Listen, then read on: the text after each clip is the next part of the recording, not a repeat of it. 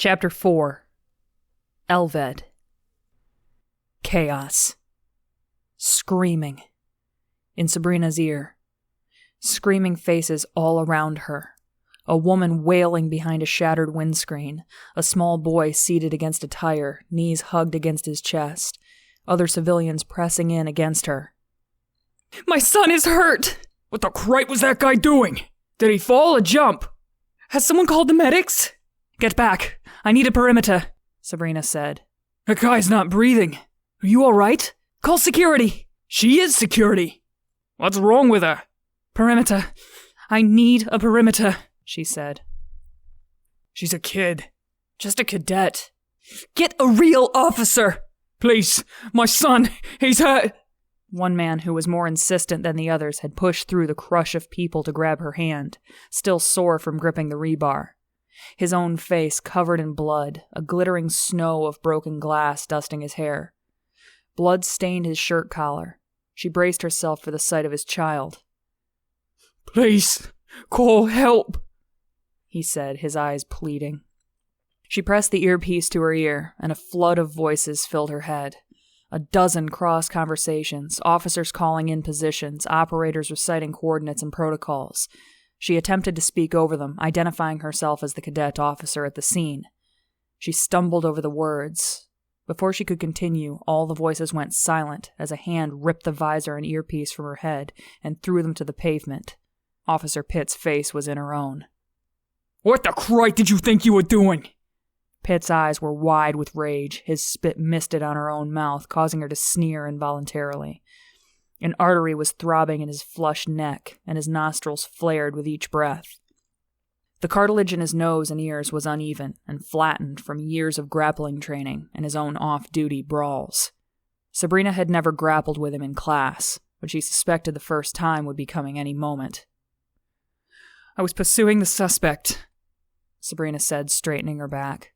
Cadets are not authorized to pursue an armed suspect alone. I must have missed the lecture, sir. The mesh of his gloves creaked as he flexed his fist. Want to miss them all? Please. A loud voice cut in. For a moment, Sabrina broke eye contact to look to the civilians, each one staring with incredulity at the sight of two security personnel arguing. Again, it was the man with the bloody collar and hurt son who begged them to do their jobs. Please, someone, can you help my... He could not finish his sentence before Abner, Pitt's cadet, moved to block him with his arm, pushing him towards the crowd, an indifferent expression on his face. Step back. We need perimeter. This is a crime scene. Sabrina had experienced the same indifference from Abner herself. Even though she had helped him train and pass the hand-to-hand combat exam, he had sought her help after failing it the first time. Since being assigned to Pitt, he acted as if he had never known her. The crime is that he's yelling at her when we need help, the man shouted. The words were barely out of his mouth before he was shoved backwards, his head snapping forward with such force that his chin bounced off his chest before he landed on the roadway several feet away. Sabrina knew that the officer who had shoved him had done so with the augmented strength of the patrol suit. Unnecessary and cruel, but it effectively silenced the crowd. Sabrina wanted to strip her own suit off, hand in her trainee badge, and stand with the civilians. She was so disgusted. It was Pitt's partner Boyle who stood over the man now, glowering at the stunned onlookers. He ran his thumb and forefinger down either side of his mouth, smoothing his beard. Pitt's shoulders shook, and he snorted and laughed. Sabrina had had enough. She swiped up her visor. As she stood up, a third officer arrived, recognized her as a cadet, and asked her to sit off to the side on a guardrail. No problem. I didn't come here to beat up civilians anyway, she said and shouldered her way past Pitt. The desert was at her back, like a crouched jackal whose breath of tamarisk and hyssop wafted over her shoulder on a harsh breeze. The heat of the day still radiated from the rocks at her feet, even though the air had turned cold. The sun had set over the eastern horizon. The light globes clicked on overhead, lighting up the roadway. She recollected her ponytail and tied and untied her boots. The fidgeting kept her from simply dropping her head into her hands, a show of emotion she knew she could not indulge in now. Too many eyes watching. Too many men wanting to see the female cadet break. Instead, she crossed, recrossed, and yanked her laces. When her visor vibrated beside her, she picked it up. "Are you all right?" Sean asked. "I should ask you that." "I'm stable. The paramedics patched me up, then got diverted to the highway." "Sean, I'm sorry. He jumped. I tried grappling him." "We can talk later. Look at this." An inset appeared in her vision, and she enlarged it with a flick of her fingers. It was the feed from Sean's visor. He was brushing aside a beaded curtain. "You're still at the scene." "Yep. And we've really kicked the hornet's nest. Here," he said, bending down. She fought off the disorientation that came as Sean's perspective turned and dipped. He was kneeling down beside a wood wall panel that looked as if it had already been pried open. He slid it aside, then flicked on his palm light to reveal pegs full of glittering gold necklaces with sun, moon, and sword pendants. "We were certainly onto something." "I'll say. He was wearing one of those before he jumped. The T-heads come?" "Didn't even bother. One of the Ravens alighted on this very street. Already extracted all the video files from my headset. Scared the neighbors witless." "Is it still there?" "If it were, I wouldn't be in this house. I have no doubt that he's on the way to see you with a host of T-heads." "I'll bet," Sabrina said with a sinking feeling in the pit of her stomach. "Sean, he cursed me." The line was quiet a moment before Sean took a deep breath. "Don't let that bother you. It's just superstition. We gotta stomp this crot out." "Yeah. You did good, Cadet. I'm sorry. I had no idea. I didn't think he'd do something like that." "I know. I didn't either." "Don't worry. We'll get you a new blaster. Just to start a clean slate." "Thanks." "And Sabrina?" "Yeah?" "Stay away from that machine, all right? Those things, they're...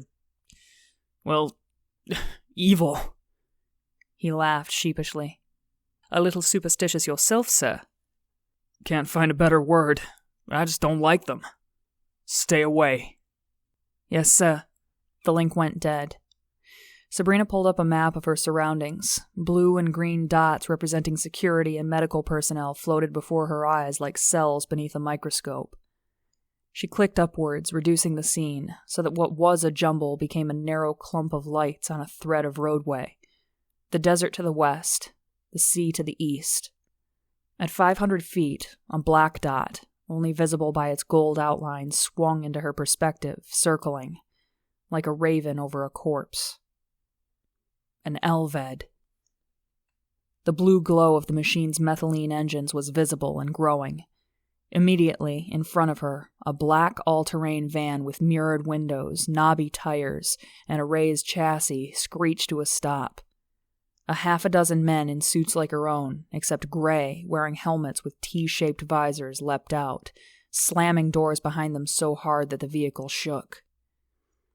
The security officers and medics froze. A quick flick with her fingers returned the overhead view, and Sabrina could watch as each blue and green dot became still and waited for a gray one to near before moving again.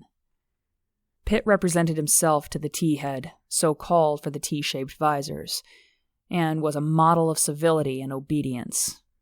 It made Sabrina want to spit. At the head ministry, she had grown up around the T-heads, or T-men as her uncle called his agents. She had no better knowledge of who they were than her fellow officers, and while she also disliked them, she was not intimidated. But she was worried one might recognize her and reveal the secret of who she really was. The T-heads erected a monomer sheeting around the perimeter of the accident site in order to conceal it. Sabrina turned her face upwards again. Against the stars, with its wings outstretched, the Elved did indeed resemble a carrion bird. She followed its spiraling trajectory by the pale blue light of its thrusters, which whined like a chorus of screaming children. The sounds reached the bystanders and medical personnel, and they retreated to a more comfortable distance behind the ruined vehicles. Nobody liked the Elveds. Sabrina noticed even Abner turning and fleeing. the backwash of the engine swirling the dust and debris at his feet. The machine descended further until it hovered right over the accident scene. The concealment sheeting snapped loudly. Dried bushes and weeds along the shoulder of the road twisted and crackled. A bank of lights on the machine's chest powered on and stabbed into the darkness. The monomer sheeting was transformed into a gold wall with ghostly, misshapen shadows thrown against it. The thrusters closed with a sound akin to a breath being cut off, leaving just the soft decrescendo of slowing turbines.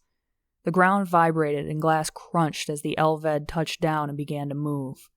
It towered above the sheeting, walking like a giant among men, its wings folded back and its arms resting at its sides, its face an impervious convex mask of smoked glass concealing sensor arrays, electronic eyes, and recording devices. The shadow continued to move to and fro across the sheeting. The officers were beholden to the T-men to the Elved. The machine stalked through the wreckage of the scene, its face turned away from Sabrina, but she knew that meant little. It was watching her. It was watching everybody. She remembered Sean's words, his orders to stay away. But she found she could not restrain herself. Elved or no Elved, it was her accident scene, her mess, her investigation. She left the guardrail, pulled aside the sheeting, and stepped through. Once inside, her courage evaporated. A twisting feeling returned to her stomach, and she struggled not to betray the light, insubstantial sensation of weakness coursing through her limbs. Investigators spread crystalline powder onto the pools of blood on the road surface. Others ran scanners over the ground. She saw no other cadets within the sheeting. Boyle stood on the periphery beside a terrified lorry driver. The lorry itself was tipped on its side, headlights off, engine silent, suspensor magnets dark and collapsed. Sabrina thought of a dead animal. Officers moved around it, inspecting the jumbled cargo of aquifer couplers, storage cylinders, and charcoal iodine filters. With all the activity, one could almost forget the lonely body left in the center of the enclosure, except for the sentient machine looming over it. The Elved appeared to have special interest in the body of the occultist. It loomed over Orham like an obsidian tree that had taken root at the scene of death. No one noticed her, and she attempted to act as if she belonged. She tried to remember her crime scene training. Out of instinct, she inspected the ground along the path of the lorry. The tires had scorched the road surface and left shreds of rubber in their wake.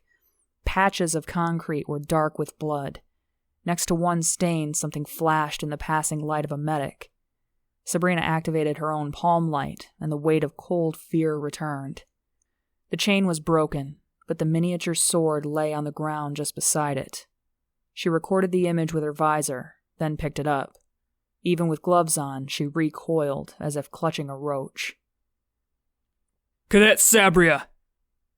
Pitt was standing over her. His hair, which had begun to thin, was closely cropped, and she could see a sheen of sweat glistening on his scalp. He was missing the swagger from earlier, but she could sense the edge in his voice at finding her within the concealment sheeting. She was saved by a T-man who walked up alongside them. "I found a piece of evidence," she said, holding out the necklace for the T-man to examine. The corner of Pitt's mouth twitched. "He was wearing this before he jumped," she added. "You are the cadet who followed him?" the T-man asked. The glass was down on his visor so she could not see his face, but she was sure he had likely seen her a dozen times before at the head ministry. She swallowed and hoped he would treat her with the same indifference his colleagues exhibited toward her. "I am. Come with me, both of you." He led them towards the Elved, which stood over Orham's body. A curved portion of exoskeleton with a white number 6 indicated the machine's identity. The Elved's microphones would have already picked up the sound of her voice. Her heart rate, skin temperature, even perspiration rate would be routed through liquid sodium circuitry and analyzed along stored algorithms in order to anticipate her behavior. She jumped when green light momentarily blinded her, a laser from the Elved's midsection. She remembered that this was how the Elved saw faces, as if this data weighed more than the rest it had collected. The Elved shifted slightly, turning its body towards her and inclining its head. Sabrina's skin prickled. The fuel cells, coolant circulators, and joint motors that were the internal organs of the machine hummed as it moved closer. "Show it what you found," the T-Man said. Sabrina had never been so close to one of the machines before. Even at the head ministry, they never were more than black specks circling in the air far above, the whine of their engines barely audible between the occasional breaking of ocean waves. She held out the necklace and the sword. The Elved's hydraulics hissed as it moved closer. Was it interested? Or was some T-Man in a dark room miles away tapping a joystick and leaning closer to his monitor interested? The machine shifted away again, turning its attention back to the body. The T-Man took the necklace from Sabrina and pocketed it. "Can you identify the body, please?" he asked. Sabrina nodded and turned to Orhem. His arms and legs were broken, bent at odd angles. Abrasions had torn muscle into a bloody pulp. Splintered bones broke through his skin. The smell of fear and sweat mixed with the raw meat odor of a butcher's shop. Regret was building within Sabrina until she saw his face. It was serene, beatific even, mocking her. Something shifted inside her, as deep as her bowels. She wanted to vomit, kick his face in until it was as bloody and broken as his limbs. Her eyes flashed with green as the Elved studied her expression. She reminded herself that she was being observed and put forth her most professional demeanor. "It's him," she said. The T-Man and the Elved seemed to confer, green lettering appearing on the visor of the machine as it communicated a written message to the T-Man. At her angle, Sabrina could not read it. Instead, she looked back down to Orhem. A ribbon of sand was curled beside him, like something gossamer leaking out of his broken body. The wind stirred at her feet, and it was gone. "Officer Pitt," the T-Man said, turning from the Elved. "Yes," Pitt said, straightening. "You indicated that you had searched and secured the scene." "We did, and we tended to the wounded and established a perimeter as soon as we arrived." "How did this contraband necklace go unnoticed?" Pitt's eyes darted before he answered. "My cadet must have missed it." The Elved shifted again. Pitt continued. "The scene was chaotic when we arrived, and my cadet is your responsibility," the T-Man said before he turned to Sabrina. "Thank you, Cadet Sabria. You are dismissed." Sabrina nodded, her mouth dry, and walked past Pitt. "You too," the investigator added, looking at Pitt. "Essential personnel only." Her only ride back to the station was a cruiser shared with Pitt, Boyle, and Abner. They spread themselves and their gear out in the front seats, insisted there was no space left, and suggested Sabrina ride in back, like a prisoner. She said nothing in response to the indignity and waited for the door to slide open. Boyle pulled away abruptly before she could be seated, throwing her backwards with a thump. She wedged herself between the door and the corner of the seat in order to secure herself as Boyle broke one speed regulation after another. Sabrina's headset vibrated and blinked in her lap. She turned the visor in her hands. A picture of Lindsey's face appeared. Her grin seemed to make her cheekbones even more pronounced, so sharp they defied belief. Her unruly hair had been pulled back, although one lock had escaped and brushed against her temple and collar, a high green collar that brought out the green in her eyes and the regal sweep of her neck. Even in the back seat with the screen up, Sabrina knew better than to take a personal call in front of Pitt and Boyle. She clutched the visor and hoped Lindsey would leave a message. They circled around the base of Hill 37, its crown of fences glittering in the glare of floodlights. The cruiser rocked over a bump, and they headed down Condorcet Road. A message had appeared on the visor with Lindsey's face beside it. Running late. Something came up at the community center. Sabrina drew a keyboard in the air. With her visor on, the lettered keys floated in the air before her. She typed a response. Something old or something new?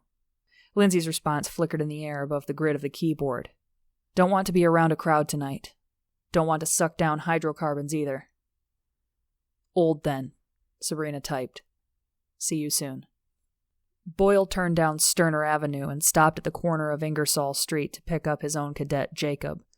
The three men up front shuffled and rearranged their gear to make space for him. Through the glass prisoner screen, she could overhear bits of their conversation. Who is the prisoner? Cadet Sabria. Laughter followed by more comments too low for her to hear. Her temples began to throb, and it only grew worse as they pulled into the bright light of the station's vehicle bay. Pitt took his time collecting his things, greeting other officers, finishing their shifts before he unlocked the latch, allowing Sabrina to get out. As soon as the door was unlocked, she kicked it open so that Pitt had to catch it. Ride too bumpy for you? Pitt asked. Walk away. Walk away. Not as bad as the bump that occultist got, I suppose, Boyle added. At least I could keep up with him, Sabrina said, snapping around, looking down at Pitt's gut. Must be hard to pass the physical hauling that extra weight around. Off-duty officers gathered nearby laughed. That is a senior officer you were speaking to, Boyle reminded her. Senior is right. Sabrina scoffed and stepped around them both. Cadet! Pitt yelled at her back. One of these days you'll see how physical I can get. It was after the shift change, so Sabrina had the showers to herself. Not that the women's locker room was ever crowded. There were too few female officers for that. Even with the nearby Ministry of Public Welfare sharing the facility, the showers, sinks, and stalls had an abandoned, even dilapidated air. Most of the lockers sat empty. The floor mats remained dry, the benches unoccupied. The tiles were discolored from dust and grit rather than mildew. The facilities were simply not used enough to build up the moisture for mold to flourish. Sabrina had placed her lock adjacent to a few lockers that the cleaning crews had used, just so she did not feel so alone. A solitary fan with rusted blades rotated in a window near the ceiling, its speed much too slow to move any air. Windows had been opened alongside to let the wind do what the fan could not. Sabrina actually preferred this. The feel of the ocean breeze on her skin after a shower reminded her of visits to the shore with Lindsey and the sense of freedom that came on those long days off from school. She buried herself under a steam of hot water. Salt, grit, and blood washed off her and spun down the drain. More than grime, she knew she had to wash herself clean of the previous hours. The traumas, failures, and humiliations. Especially before she saw Lindsey. It was her day, after all. She closed her eyes and listened to the water drumming on her head. When the 5-minute time limit had lapsed, she moved to the next shower head, slapped the wall switch, and continued. She tried to let the sound fill her mind, as if it could push out the images and feelings of the past shift. Her fingertips were pink raisins by the time she finished. The mirror inside the locker reflected her. In the soft overhead light, her naked body appeared blue. She studied the curve of her hips, the hollow of her waist, features she had wished so hard against as she was growing up, afraid that if she became too feminine she would not be able to compete with the boys and attain her dream of being an officer. To Lindsey's endless amusement, Sabrina had been horror-struck at the appearance of her breasts. But as they had grown and settled into a modest size, she had been satisfied that they would not be in her way, and were still large enough that they caught men's eyes. Men's eyes. Not boys. She found boys her own age idiotic, but men who were a little older were tolerable. She had even come to appreciate the narrow cinch of her waist and the way a man's forearms could pass along its curve and wrap around her, if she were to ever let one close enough.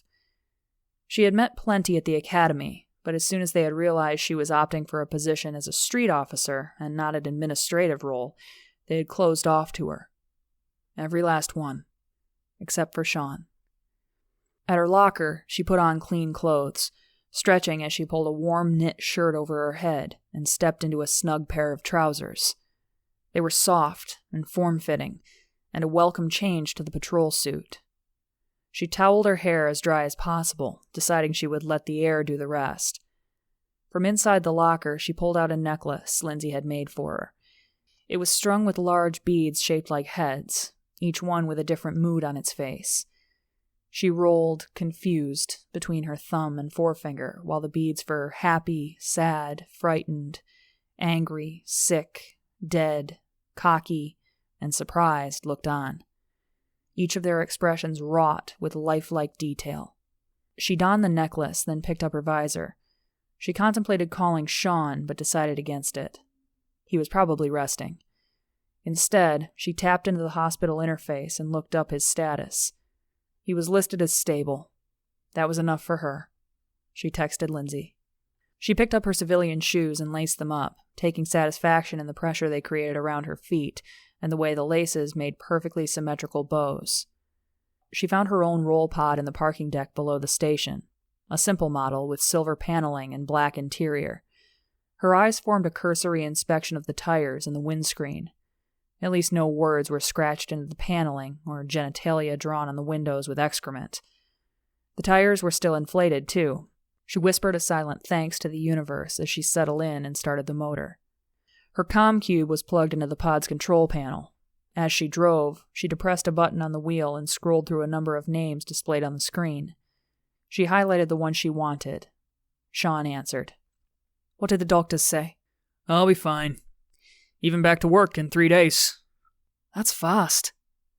Hard to keep a Lysander lad down. There was a noise on the line as someone spoke to him in a chipper voice that Sabrina found irritating. She heard the rattle of a cart and the clank of a hospital tray as the nurse delivered Sean's meal. The noises were quickly followed by the shifting of bedclothes as Sean presumably sat up in bed. The chipper voice continued speaking in the background much longer than necessary. Whoever this nurse was, she seemed to be striking up a conversation with Sean. Sabrina raised her voice to cut through. Glad to hear you're feeling better. Thanks, said Sean distractedly. Sabrina was not sure if it was directed towards her or the nurse, but when his voice started again, she knew she had recaptured his full attention. What about you? I don't want that sicko to bother you. You have evals coming up. I'll be fine. I didn't get stabbed. Did a part of her wish she had been? At least a stab wound was something tangible, something that could be treated and could heal. It's all right, you know that. She bit her lip. I know. You hear stories, you dismiss them. Then it happens to you. And for all the stories you hear of some strange coincidence, one of those freaks cursing an officer and then his blaster blowing up in his face or his suit failing, there are 50 others who get cursed and nothing happens. She felt a little better, but she was not sure if it was because of what he said or just the act of talking to him. What are you doing for fun now? He asked. It's Lindsey's birthday. We're going up to Joseph and Magdalene's for dinner. That is just what you need. A trip up the Bay Road with the wind in your hair. Open the air vents, pop the top, play some music. Most of all, have fun.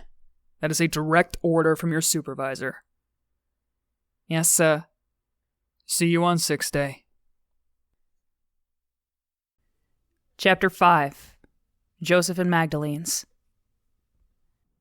Sabrina swerved to miss a man on a pedal bike as she pulled into the restaurant parking lot. Her haste was wasted. A look around revealed no sign of Lindsey's roll pod. This was late, even by Lindsey's standards. A cool breeze off the ocean greeted Sabrina as she stepped out, the cush of breakers and the squawk of seabirds filling her ears. The restaurant was a low, squat building made of plaster and earth with a timber roof. Square wood-framed windows were open part way to allow the fresh sea breeze. Smoke puffed out of the wide stone chimney in the center of the building. A hanging wood sign with peeling paint squeaked in the wind. It read, Joseph and Magdalene's Seaside Restaurant. When Joseph spotted her in the doorway, he pulled himself up from a stool behind the counter, waddling a bit on stiff knees, a bright white smile under his bushy gray mustache. Sabrina moved to close the distance between them quickly, reluctant to make the old man walk any farther than necessary. He hugged her, patting her shoulders, but his smile faded quickly. What's wrong? He asked. Long day. Lindsey's late. She is always late, Joseph said, leading her to their usual table outside on the patio. Sabrina forced a smile. Joseph was right, and it was Lindsey's night after all. But Sabrina had not realized how much she had wanted to see her friend, simply to put the rest of the day's events out of her mind. The moon rose, a white marble rolling across a puddle of spilled ink. Sabrina had drained 3 pots of tea and watched the tables turn twice around her before she heard the faint jingle of bells Lindsey had braided into her locks.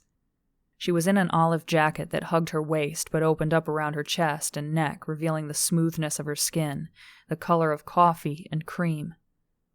A blue blouse sparkled beneath the jacket with stones that Lindsey had sewn in herself. A red sash circled her waist in place of a belt. Her twisted locks were pulled back into a ponytail, tied with a ribbon that matched her sash. Lindsey bounced on her toes at the sight of Sabrina, who sat with her arms folded. But before she could cross the patio, a couple seated at a table pulled Lindsey aside. "Lindsey!" the woman cried. "We just love what you did with the mural on Ayers." "It's even better than the one on Condorcet," the man said. Lindsey put her hand to her breast, giving Sabrina the quickest of glances. "Thank you. The students worked very hard." "Some of those colors, though, they are amazing. Where did you get them?" the woman asked, reaching out to grab Lindsey's arm. "Well, they're not actually ministry approved," she said, lowering her voice. "I knew it," the husband exclaimed. "Oh, Lindsey, we're so tired of the ministry-issued colors," the woman said breathlessly. "We'd like to redo our own place, but we can't find any colors we like." "Well, I make them myself." The couple stared at one another agog. "I use plants I grow on my balcony. Stones, soil, shrubs from the desert, even a coral or two from the sea if I can find them," Lindsey said. The woman leaned forward, her face filled with the frisson of conspiracy. "We will pay you handsomely if you redo our place. Magdalene said you did the interior of the restaurant. Is that true?" "I did," she said, stealing another glance Sabrina's way. Sabrina kept her eyes fixed on the flagstone floor of the patio, tapping her foot. "Fantastic! You have real talent," the husband said. "What are you going to do with it?" As Lindsey began to explain that she was applying to the arts program down in Lysander, Sabrina pushed out her chair, walked past them, and jumped the patio wall. She landed on the soft sand of the beach. She was rounding the corner of the building, the parking lot in sight, when Lindsey called out her name. Sabrina continued, jumping the wall of a second patio on the side of the building that was not yet open for the season. Tables and chairs stood stacked in the corner under a tarpaulin. There was a bang and a rattle as Lindsey fought with the patio gate that Sabrina had so easily hurdled. When she could not get it to open, she simply climbed over and tumbled onto the sand. "Sabrina, stop!" she said, trying her best to run over uneven ground. Sabrina turned to look at her friend. Firelight lit her now, the glow from the bread oven. They were beside the kitchen where Magdalene was sliding loaves of bread in and out on a wood paddle. Lindsey's sash was askew. Her palms were chalky with stone dust, and her knees were sandy. One of her locks had come loose and dangled down her face so that a bell hung just below her lip. It tinkled as she brushed it aside. "Sabrina, I'm sorry." "I've waited 2 hours, Lindsey. I know it's your birthday, but that's a long time. I'm about to piss myself from all the tea I drank. And then you stop and chat with Sam and Susie Suckup." As the fires flared within the oven, Sabrina caught the liquid gleam of tears in Lindsey's eyes. It was her 19th birthday, but she seemed years younger. Sabrina could still see in her face the girl drawing pictures in the playground dust, saving beetles in her pockets. "I'm sorry, Sabrina. I just wanted them to shut up. I did," she said, wiping her eyes and shaking her head. "I just wanted to be with you. It's just been a long day." Sabrina dropped down against one of the covered chairs, air hissing out from beneath the tarpaulin as she sat. "No, I'm sorry. I had a terrible day. Terrible. I just wanted to forget about it. And I guess I kind of dragged it along with me." Lindsey tore the tarpaulin off another chair, dragged it over, and sat down next to Sabrina. "Want to talk about it?" "No." "Me neither." They both laughed. The sound brought Joseph out to the patio. Lindsey bounced up beside him. "Joseph, my dear, can we eat out here?" They stuffed themselves with crispy flatbread topped with finely diced onions, peppers, and tomatoes drizzled in olive oil. The last customers cleared out of the back patio, and a few lingered on the beach where Joseph had one of his staff build a bonfire. Sabrina and Lindsey fell into a contented silence as they watched the silhouettes of children and their parents moving against the dancing light. Magdalene cleared the empty platter. Joseph followed her inside. The foam on the waves breaking on the beach was ghostly white in the moonlight. The air had grown chilly. Lindsey unfolded the sash from around her waist and wrapped it around her shoulders. Joseph reappeared, Magdalene following him through the doorway as he carried a honey cake, his hand curled protectively around a single candle flickering in the wind. Sabrina felt her heart skip a beat. She stood up, her chair falling to the floor behind her. Joseph, where did you get that? It's contraband. Joseph and Magdalene wore identical expressions of children caught by their parents. It's just a single candle, Joseph stammered. We thought for Lindsey's birthday it would be all right. Lindsey wore a pleading look that said, But this is Joseph and Magdalene. Joseph, Magdalene, I have to arrest people for things like this. Sabrina said, that inverted sword lying on the bloody roadway flashing in her mind. She shuddered. The couple looked over to them, their complexions soft and even, their eyes shining in the light of the candle. That light. It was almost magic, Sabrina thought before a more stringent thought replaced it. There was a reason such things were outlawed. Superstition was intoxicating, just like the illegal brews sold out of the back of pharmacies. Joseph went to blow the candle out. In its flickering light, Sabrina could see the deep creases of a frown that had formed on the corners of Lindsey's mouth. Wait, Sabrina said, raising her hand. I'll let you off with a warning. But I can't do it next time. Magdalene smiled and clasped her hands together. We're too old to be criminals, she said as her husband placed the cake and 2 smaller plates in front of Lindsey. When they were alone again, Lindsey carefully lifted the candle out of the soft cake, turned it so that the wax dripped onto one of the smaller plates, then stuck the candle in the cooling wax, fixing it in place. It's like you've handled a candle before, Lindsey, Sabrina said. You know me. I'm a lawbreaker.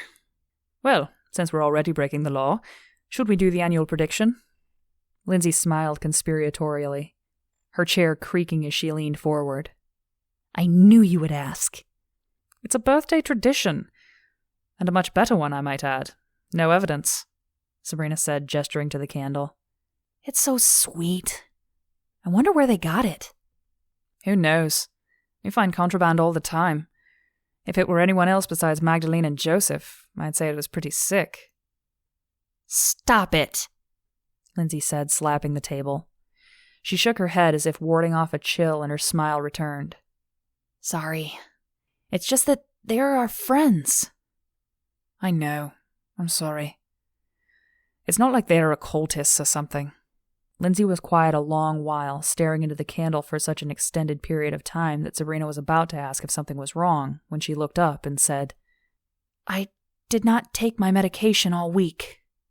I am off duty. Now who's the lawbreaker? Lindsey said with a sly smile. She placed her elbows on the table and leaned forward, closing her eyes and touching her fingers to her temples. The sound of the kitchen seemed to recede, the movement of the wind and sea growing to fill the void. What do we want to know? She whispered. By this time next year, will we both be in universities of our choice? By this time next year, will either of us have boyfriends? Lindsey! Lindsey's eyes snapped open. Or should I just ask if Sabrina will get laid? Stop it! Sabrina slapped her forearm, but that did nothing to quell Lindsey's laughter. Come on, let's get serious. You have my question. All right. Lindsey settled back into position over the candle. She grew still before opening her eyes again. You want me to ask about Sean? She was not joking. Sabrina's mind spun. She had not even told Lindsey about her day, preferring not to lay such a burden on her friend on her birthday. Lindsey had no idea about Sean's injury, so Sabrina wondered what she could mean. Before she could think much longer, she replied as coolly as she could. No. You have my question. Lindsey nodded and closed her eyes again. The candle flickered and the wind chimes twirled and sang.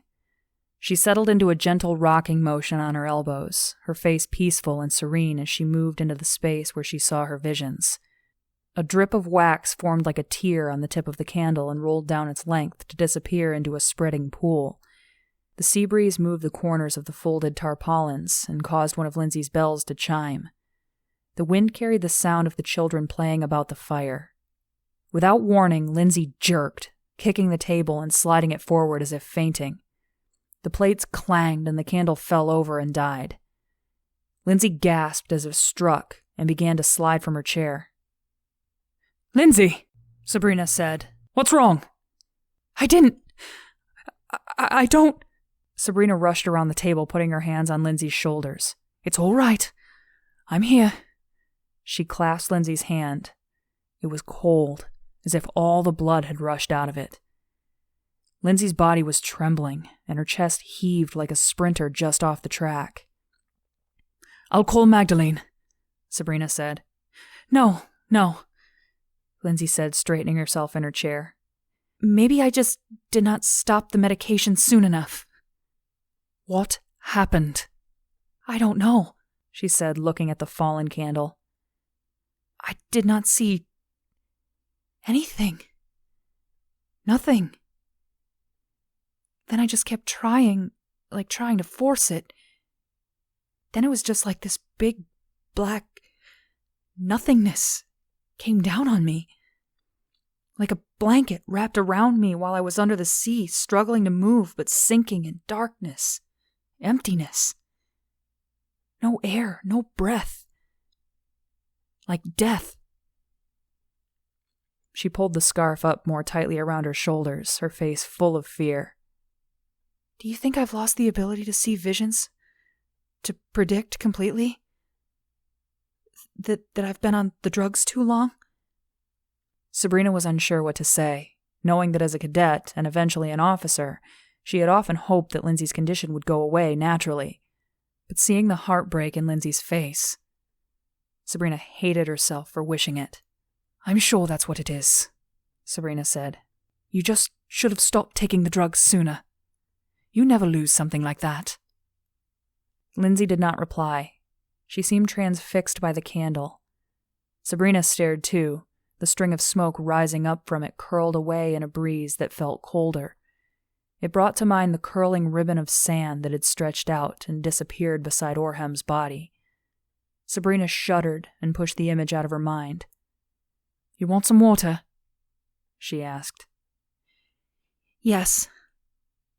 Sabrina went to the kitchen. When she returned with a full carafe a few moments later, Lindsey's expression was flat and mournful. By the tracks on her cheeks, Sabrina could see that she had been crying.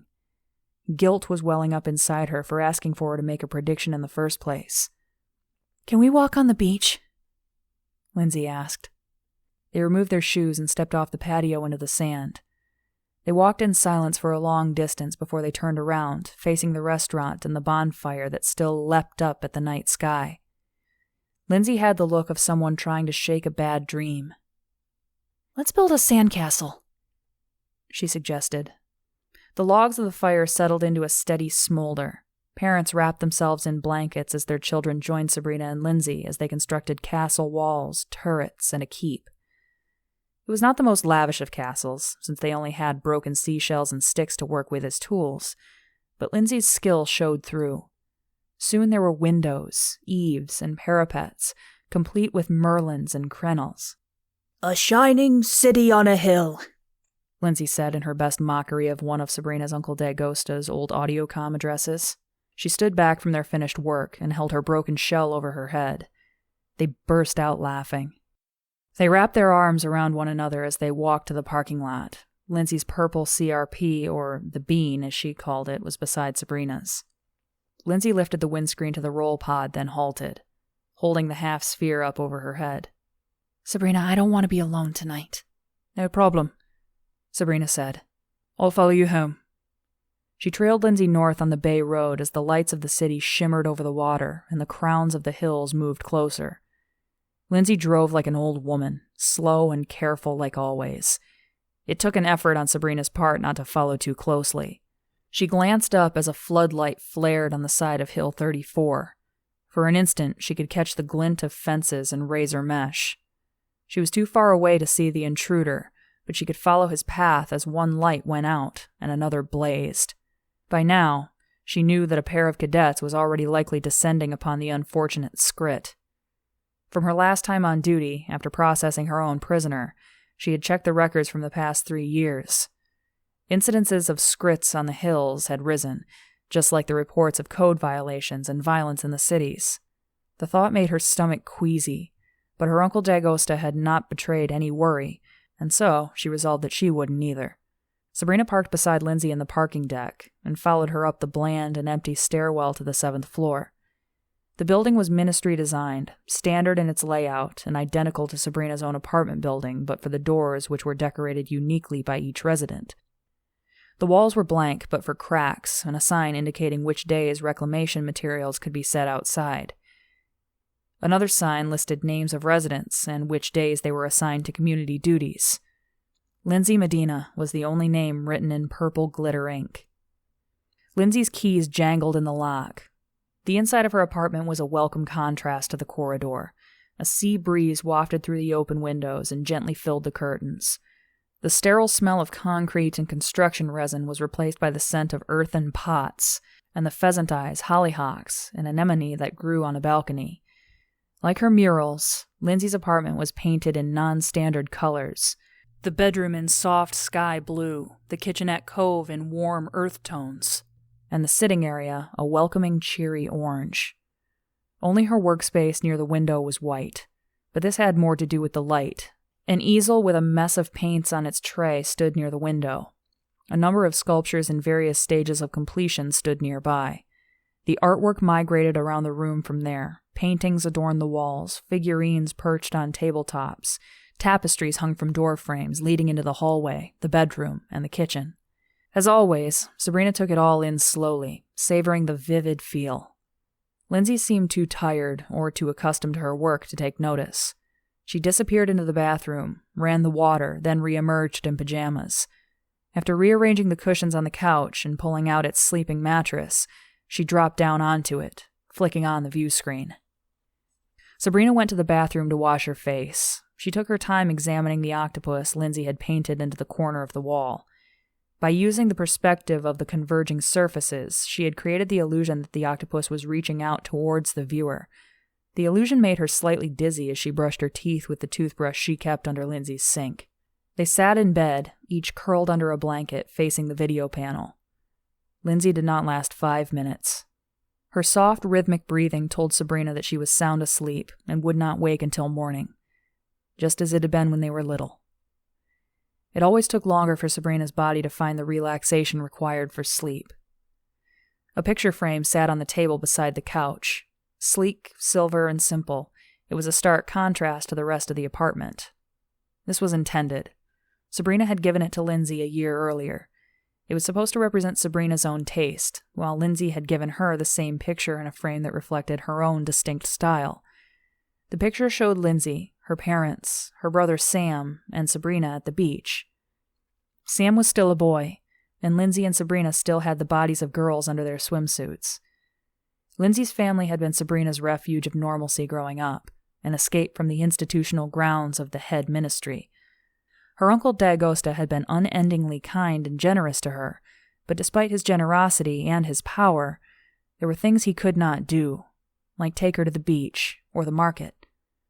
He was the head minister, tasked with governing their world within the walls, their protector, their savior. It would not do for him to appear at the beach in swim trunks. She knew more than others how the head ministry was a prison to him. But Lindsey and her parents, under a shroud of normalcy, could take her such places. It was with them that she made her first visit to the market. She had accompanied D'Agosta on inspection trips to the farms south of the city where their food was produced, but he never took her to loud, bustling, colorful markets where buyers and sellers haggled over prices. Why he had granted Sabrina such beneficence over other orphans she would never know, and did not question out of some fear he might reconsider and the spell might be broken. He had saved her from a tragic life. Both her parents had been killed in a traffic accident. She had no memory of it, thankfully. There was no pain of loss that way. She did not even know their names. Her earliest memory did not even include them. She was 4, and D'Agosta, holding her in his arms, was on what must have been one of her first tours of the head ministry building. They were standing before a shining silver orb floating within a glass column. He had only taken her there once, and she had never seen it again. Yet the memory persisted. She turned her attention to the view panel. The vids at this time of night were all from before the cataclysm and the transition, as if only in the dead of night could the ghosts of the past reemerge. Sabrina flicked through vids of old pitchball matches, animated shows, and nature documentaries. The vids had been screened and censored to eliminate inappropriate references to nations, faiths, or beliefs. But, to a careful watcher, they still revealed secrets, and, being an insomniac, Sabrina had become an expert at finding references the censors had missed on the late-night vids. Late one night, Sabrina had seen a vid of a pitchball match in which a player, after scoring, had looked up and made a motion as if sending kisses skyward. Sabrina had recoiled in revulsion and told her uncle immediately the next morning. He gravely explained to her that such hideous expressions were once common, even during public events. Sabrina never saw the vid played again. The nature docus revealed to her what the planet had looked like 100 years ago, before the radioactive fires had scorched its face. There had been green forests, seas of waving grass, and high mountains, not like the dusty hills of Fortinbras, but towering masses with jagged black peaks and rivers of snow, flowing down them in currents that moved like stone, just inches at a time. It made her sad to think that all these places had been made inhospitable now to biological life, all by faiths that claimed to cherish the very planet they had destroyed. She felt herself beginning to drift by the third vid, one where colorful girl heroes flew through the air to fight forces of unquestionable evil. She closed her eyes to the sound of their high-pitched voices accompanied by explosions and the cries of their enemies. In sleep, she went to that place almost all her dreams inevitably led her. A pink room with white curtains moving in the breeze. She heard the sound of a siren. Her eyes were fixed on a painting, a sailboat in a wide-open sea. If she looked to her right, she would see blue forget-me-nots on the windowsill. But she could never make herself look in that direction, despite the many times she had been in this room in countless dreams. Then the room was gone. She was somewhere else, standing before that polished silver orb, Dagosta's warm, gravelly voice filling her ear. "This is our fail-safe, our last salvation." His voice seemed to catch. "A solution that is final." A blood-red face in the sun. Into your weapons. I send my... She snapped awake. Her skin was wet with sweat, and her heart pounded in her chest. Her comm cube was buzzing on the table beside her. She slapped it, then opened the view screen. It was a message from Dagosta. Apparently he was having trouble sleeping as well. "Come see me first thing in the morning. Anything else can wait." She rolled over to check on Lindsey. She was still sound asleep. Sabrina slipped out of bed and put her shoes back on, her fingers threading the laces slowly as her heartbeat settled. The sun would not rise for another 2 hours. She knew she would not be able to get back to sleep. In the kitchen, fanciful creatures with antennae, horns, and wings stared at her as she drank a glass of water. They were Lindsey's ceramic pill jars, their ridiculous appearance a cover for the seriousness of the prescriptions they contained. She drank as unanswered questions hung in her mind regarding which schools they would be accepted into, where they would be living in a year, how many more birthdays they would share together. She put down the glass quietly. Worry was a wasted emotion. At least that was what her uncle had told her. She went to the door and closed it softly behind her. Happy birthday, my friend. Here's to many more. Chapter 6. Angelo Dagosta. "Identify yourself." The ministry guard swiveled the wall gun towards Sabrina. The gun was ancient. It still used chemically propelled projectiles, and it sat on a groaning, rotating mount at the top of one of the ministry towers.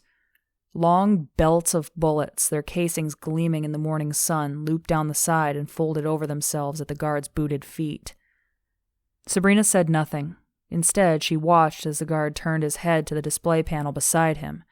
Pheromone sniffers on either side of the gate had already confirmed Sabrina's security clearance.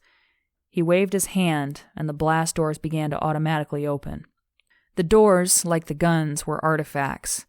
They had never been attacked by conventional means. Instead, sun, sea, salt had been allowed to assault them, turning them the color rust. In the light of the rising sun, they looked as if they had been painted in blood. They opened and revealed a different world. Pear and pomelo trees swayed in the breeze over grass so thoroughly manicured that not a single leaf or fruit rested on the ground. A fountain in the center of the garden caught the sun's rays, the water streaming outwards in sparkling channels to more rows of trees, Only the black shadow of the audiocom tower rising from the north wing of the head ministry broke the symmetry of the garden. Sabrina took a deep breath, inhaling the scents of fruit blossoms that mixed with a breeze that carried hints of the sea. The smell of her home. She walked up the path through the dappled sunlight and approached a tour group of school children. Their teachers watched from nearby as they used the great stone faces placed at intervals throughout the garden as climbing gyms. Each face had a long, flat nose, small, pursed mouths, and narrow slits for eyes. Sabrina had been little when the eccentric art pieces had been installed. Her uncle had called them his fallen gods, and had lifted her up so she could play on them. Not quite metal, not quite stone, they emitted a faint humming sound, and were always warm to the touch. Sabrina had never been able to shake a certain animal wariness of them, but these children had. Their rubber soles and sticky hands scrambling for purchase over a nostril, an eye, a lip. She passed through a final gauntlet of heads set on either side of the stone footpath and entered the rotunda. A tour guide was leading a group of older children through the circular colonnade. "The rotunda is made from glass and transparent polyethylene composite bricks," the female guide explained. "These materials were chosen to reinforce the values of clarity and transparency by which the founders envisioned the government must abide. Even the clock you see over the main entrance was made without sides, in order to reveal its inner workings. The founders also designed the rotunda so that no matter where the sun tracks, no matter what the time of year, there is a light that shines on the 9 founding principles." The children turned their faces upwards to the 9 precepts laser-incised into the marble frieze just beneath the dome. The lettering was efficient and precise, not unlike the displays on Sabrina's visor, neat, clean, free of flourishes and serifs. A scattering of rainbows and white sunlight danced across the letters, reflected by the pool of water set beneath the oculus of the dome. Their teacher interrupted, asking the children to recite the principles from memory. In a droning group voice, they obeyed. "It is the absolutism of theism, its pernicious influence upon humanity, its paralyzing effect upon thought and action that we must fight with all our power. All religions are versions of the same untruth, and the influence of religion and the effect of religious belief are always harmful. All religions, with their gods, their demigods, and their prophets, their messiahs, and their saints, were created by the prejudiced fancy of men who had not attained the full development and full possession of their faculties. There is but one law for all, namely, that law which governs all law. The law of humanity, justice, equity. The law of nature and of nations. Law is the perfection of reason. The law is the point at which savagery ended because civilization stood in its path. Justice is immoral, eternal, and immutable, and the development of law is only then a progress when it is directed towards those principles which are eternal. Nobody has a greater obligation to obey the law than those who make the law. Laws without arms would not give us liberty, but licentiousness, and arms without laws would produce not subjugation, but slavery." The tour guide led the children to another wing, promising to show them the technology laboratories. Their voices died off, like whispers in a crypt. Sabrina made her way to the north wing and her uncle's office. After passing through a series of empty halls, her footsteps echoing off cold marble, she stopped before 2 wooden doors, reaching to the ceiling. Behind them, the council members, the heads of the 9 ministries, would be seated around a table, their assistants lining the walls. Sabrina turned to a smaller, adjacent door made of blonde wood and placed her hand on the knob. The surface read the biochemical signature of her skin, a warm tingle brushing along her palm. The pheromone sniffers on the lintel hissed with an intake of air to reconfirm her identity. The door unlocked. On the other side, a musty-smelling carpet with explosions of fading color and intricate mandala designs did battle with the gray-on-white austerity of the building's interior. The rug was allied with the rows of ancient leather-bound books set in glass shelves. The smooth machine-polished wood frames supporting the shelves appeared to have taken a neutral stance in the struggle between old and new. Most of the books were from before the transition. They were outlawed outside of this room. D'Agosta explained that he kept them there for reference only. An antique lampstand stood in the corner in a glass case, illuminated by the warm glow of recessed lights. Sabrina was not even sure it still functioned, but she assumed Dag kept it for some sentimental reason. Beside the lamp sat a small, hunched man in a white lab coat with gray, fraying sleeves. His hair was a sagging bush of yellow-white that matched his mustache. In his hands, slightly misshapen from being double-jointed, he held a screwdriver, which he used to secure the casing of what looked like a blaster. "Moshi!" Sabrina cried. The old man looked up, startled for a moment, then smiled. Sabrina, you were just in time to help me. Here, hold this. She held the barrel of the blaster firm while Moshi twisted the screws into place. When he was finished, he lifted the gun up and aimed down the barrel. "A new gun?" Well, it is that, he said. A railgun. It uses electromagnetic force to propel this. He dug into his pocket and produced what looked to be a small ball bearing. Fire a stream of these and you can cut through cement like it was wet bread. We can disassemble those old buildings along the Bay Road and use these pieces for new construction in weeks instead of months. He lifted a magazine of the projectiles and showed where it clipped into the frame of the gun. "You'll have to build a few more cranes just to keep up," Sabrina said. Aha! Moshi said, his eyebrows raising on his forehead. We will not, because we have this. He pulled a glittering suit from where it rested across the back of a chair, the thousands of small blue-black plates on its surface gleaming with an iridescent sheen. It was fresh from the laboratories. An experiment card still hanging to it read, Prototype 11.1.12-9. As she held it, Sabrina was struck by its lightness and the way its material moved fluidly through her fingers. It's an amplification suit, Moshi explained. If we're going to be cutting up giant slabs of concrete, we'll have to be able to pick them up, without a crane. I made it in your size. "You didn't!" Of course I did, he chuckled. You wore the first of the climbing suits. I still remember when you were just 9, the day you surprised Dag by climbing up the side of the ministry wall like a little gecko. Sabrina remembered that day too, the exhilaration of climbing up the wall with such ease. How her uncle and Moshi shrank so small beneath her, their hands raised to their eyes to block the sun as she reached the top and stood up where she could see the sea spreading out to the eastern horizon. "I can't imagine what this could do for us on patrol," she said, handling the iridescent folds of the amplification suit. As soon as she said the words, she regretted them, as a dark shadow passed over Moshi's features. He sat back down heavily, staring now at Sabrina's patrol suit, which she wished she could cover up. I build for peaceful purposes, Moshi said, disgusted. It's your uncle who always seems to find a martial use of my inventions. Sabrina knelt down on the floor beside him as she had done so many times. The only other full-time resident of the ministry, Moshi had been an uncle to her as much as Dag.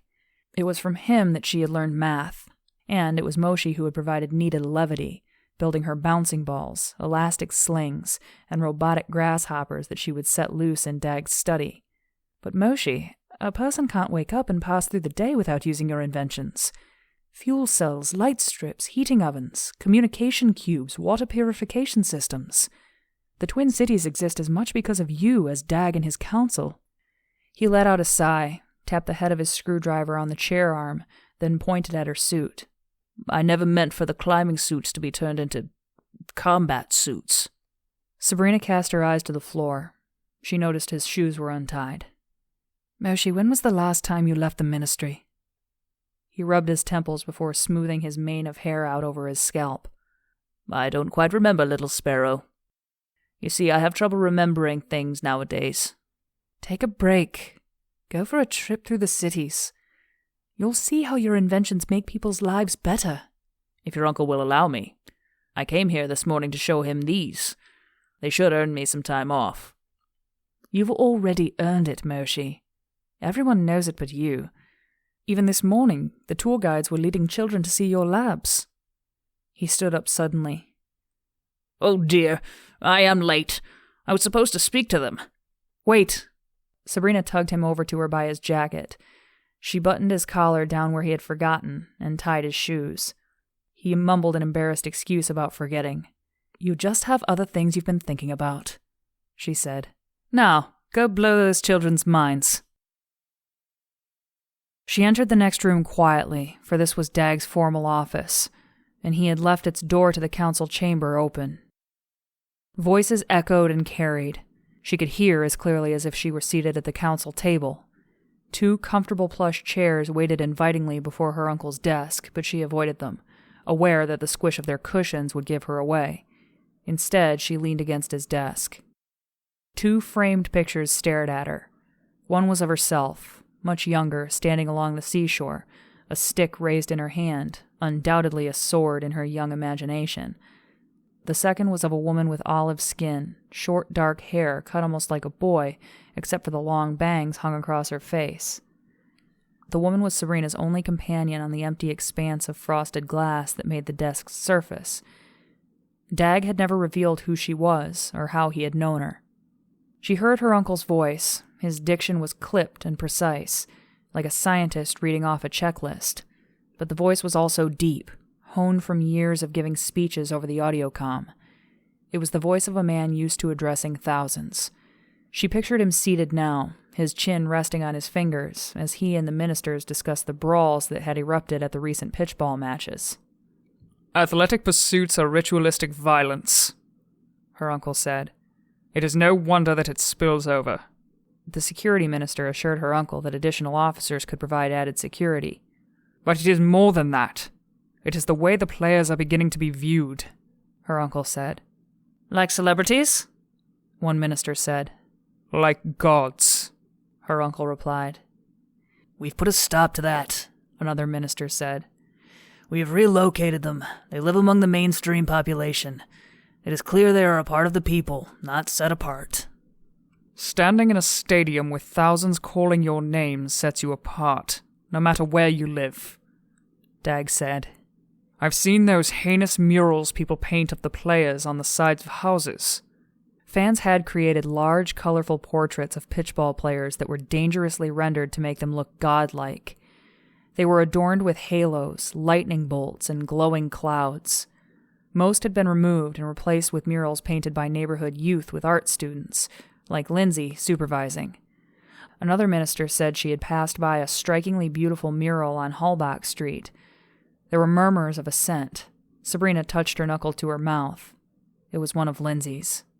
Are these games worth the trouble? Her uncle asked, returning to the subject at hand. We can't ignore the other benefits that come from the pitchball matches, a minister replied. Atavistic screaming, curses, and people generally acting like beasts, her uncle said sourly. No. Entertainment, recreation, distraction, a voice insisted. Unity, and outlet for aggression, another voice for the games added. There was a long silence before Dag relented. I would have them do something more enlightened, but I recognize the games are a release valve. But a valve must be controlled, lest it overflow. Commandant March, can you have more officers on patrol in the stands at the games? Certainly. Commandant March, the head of security and station chief, replied. Sabrina swallowed. She realized she was eavesdropping on a superior officer. When she was a child, her practice of listening to her uncle's meetings had been educational, but as a cadet, she realized she might have to reconsider. Done. If there is no other business, my next appointment has arrived. Shuffling noises and the murmur of casual conversations drifted in through the doorway as the council dispersed. Sabrina performed a quick survey of her uniform, ensuring every strap, buckle, and insignia was in place. Dag entered, sweeping the tail of his jacket around him like a robe. His head was completely bald but for a crown of silver that rested behind his ears and encircled the back of his head. He embraced her and kissed her cheek, then settled into the high-backed chair behind his desk, picking up a data tablet waiting for him. While thumbing through its screen, he gestured to one of the thick cushioned chairs before him. Sabrina, aware of how deep they were, was reluctant to settle into one. She would not be able to sit in it without leaning back too far and appearing to be at ease, a pose she was reluctant to strike while in uniform. Instead, she settled on the arm of the chair. Dag sighed loudly, looked up from his tablet. If the arm of the chair was for sitting, it would be called a seat, not an arm, would it not? His eyes returned to the tablet, scanning its face back and forth for a few more moments, ignoring her. She said nothing, but twisted her lips into a frown before crashing down into the chair harder and less gracefully than she had intended. Immediately, she felt like a little girl on an oversized sofa. Dagosta remained preoccupied until he tossed the tablet onto his desk with a growl. Poor results, he said. He explained how he and the education minister had picked a school with good community cohesion and put half the children in red uniforms and half in blue. Previous to the change, children saw themselves and their school as unified. They viewed those around them as talented, smart, affable, people you would want to befriend.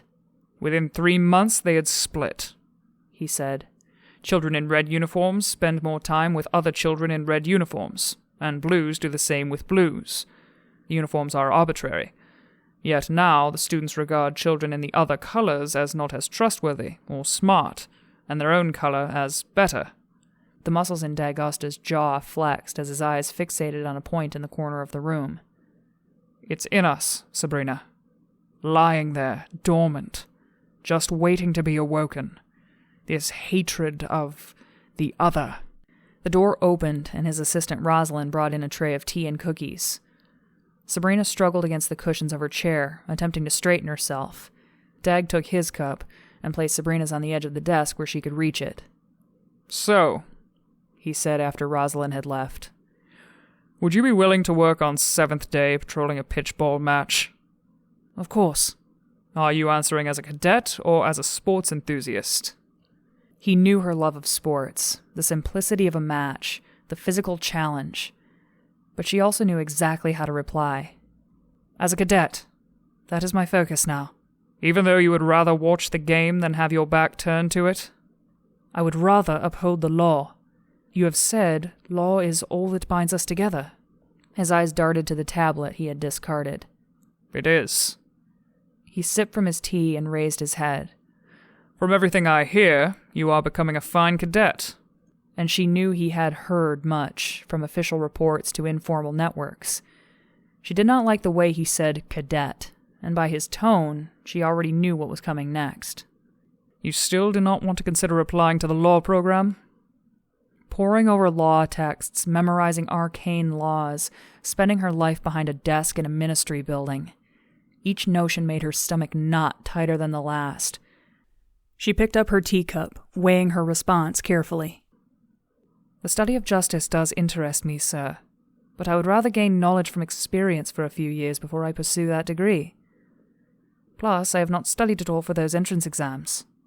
I could have that requirement waived. That would not be fair. I knew you would say that. Good. Officers are the foot soldiers of law and justice. Practical experience will enhance my formal studies. He nodded, sipped his tea again. On another note, I read the report from last night. Sabrina hid her face behind her cup as she took a sip, willing herself to appear calm. She only pretended to drink. Her throat was too tight to swallow. The cup shook as she placed it back in the saucer. Dag was wearing his scientist's gaze now. This was the real reason he had summoned her. Why did you pursue the occultist alone? Sean ordered me to, and I followed his guidance. Officer Ma, you mean? Yes, Officer Ma. Her fingernails dug deep into the soft surface of the chair. He was injured and could not accompany you. He must have known this. Perhaps he did not realize the extent of his injuries and planned to catch up with me. But I cannot report on what was going on in his head. You just did. Sabrina was aware she was trying to protect Sean, but her efforts were failing. She felt pinheads of sweat form on her back. Officer Ma was flagrantly violating regulations, Dagosta continued. We were afraid the suspect might escape, she said. We were closest to him, and we knew he must be hiding something. A half-truth. Your colleagues were likely to catch him. An injured officer brings the whole corps down. The whole corps would kill him. No reason to hide it. Dag had to know it already. We wanted him alive. Dag leaned back in his chair, rocking slightly. Behind him, the tops of the ancient city appeared against the blue of the sea. The city was old, even in the time of the Cataclysm, and it was the only remnant of the old world that Dag or any head minister before him had not razed. Entry was forbidden, except for her uncle, of course. He had taken her many times as a girl. Her memories of running through the dusty, empty streets were some of her favorites. "You've always been fascinated by the occultists," he said, turning in his chair. At that moment, the door opened again, and one of the T-men entered. He was adorned in formal ministry wear, a beige jacket over a plain white shirt. His helmet was a matching beige. Unspeaking, he set a case on the table, then exited. D'Agosta ignored the intrusion. "You've asked questions about the occultists since you were little. I worry now that I provided too many candid answers, that I failed to instill the proper amount of fear in you." She searched her feelings, her head light with a surge of frustration that she often experienced when she was losing ground with him. She had learned that the truth was often the best way to disarm him. "I was angry, Uncle. If anything, I wanted to hurt the man myself. He tried to kill Sean. Officer Ma. But I realized bringing him in alive was the just thing to do." She could have stopped there, but she continued. "If you want me to say I pursued him for more than that, I won't. I did not even know he was an occultist at that point. That lurid face in the sun, those words, 'Into your weapons.' It surprised me as much as anyone else." "The whole truth," he said, satisfied, and retreated, turning his attention to the T-man who had re-entered holding a syringe. Sabrina could not see his face, and he did not turn it to greet her as he prepared her uncle's arm for puncture with astringent wipes. "Forgive me, Sabrina, if I pry. You know I treasure honesty more than anything else, and honesty begins with the self." "Yes, sir. I appreciate it. I question myself all the time." "Good." The T-man removed the cat from the needle and pressed it into her uncle's arm. He did not wince. "You are becoming more woman than girl, more cadet than child. I am pleased. Would you like a cookie?" he said, pointing to the plate with his chin. "No, thank you." "Officer Ma's reports are very positive on your performance." "Thank you, sir." "Officers Pitt and Boyle are not, however." Blood began to flow into a vial in the T-man's hand. Eager to counter, Sabrina shrugged. "There are politics even in the station. I am most concerned with my direct supervisor's appraisals." She nodded towards the T-man. "Uncle, shouldn't you let the nurses do that? They are trained. The one I go to for my monthly donation does it painlessly." If the T-man heard her, he did not acknowledge it. "Apparently they believe I am too important." D'Agosta smiled, also not acknowledging the man taking his blood. One vial was filled already. "But let it not be said that I won't bleed for my cities." "Of course," Sabrina said. She finished her tea and reached to place the cup on the desk in preparation to leave. As if to capture her with his words, D'Agosta spoke. "Sabrina, I do not want you following up on this case. Officer Ma can do it alone. You are removed." She felt a vacuum in her chest. A dozen questions came to mind and faded as she anticipated his answers. "On whose authority?" D'Agosta's. "For what reason?" He owed her none. What did he know of how this would affect her? Nothing. He didn't care. Everything. He was trying to sabotage her. She stood, clenching her fists, staring at the empty teacup. One question surfaced over the others. "On what grounds?" She said the words slowly, one by one. "That it is dangerous and potentially upsetting. Pitt and Boyle both said you appeared visibly shaken at the scene of the man's death. Weak and emotionally frail were the words they used, I believe." She could not bear to look at him, or the impervious T-man, his helmet obscuring his face as he stared at the thick blood trickling out of her uncle's vein. Outside, the sun darkened, as if a cloud had passed before it. A shadow fell across the sea and the old city. Her temples pounded. "This is my job. I have to become used to such scenes. The only way is through exposure. You were exposed, Dag said. The T-Man switched to another vial. and you will be exposed again, I am sure. The process should be gradual, else you burn out. I am thinking of your career more than you give me credit for. She was silent. You disagree? He asked. May I be frank? Of course. Are you making this decision as my uncle or head minister? It should not matter to you.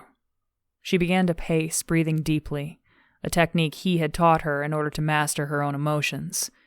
Before she could speak, the door chimed, and a second T-Man walked in, followed by two more, typing furiously on their data tablets. Good morning, sir. Notorn Corporation. Dagosta silenced him with a wave of his hand. He stopped and seemed to notice Sabrina for the first time, even though he was nearly on top of her. She rolled her eyes.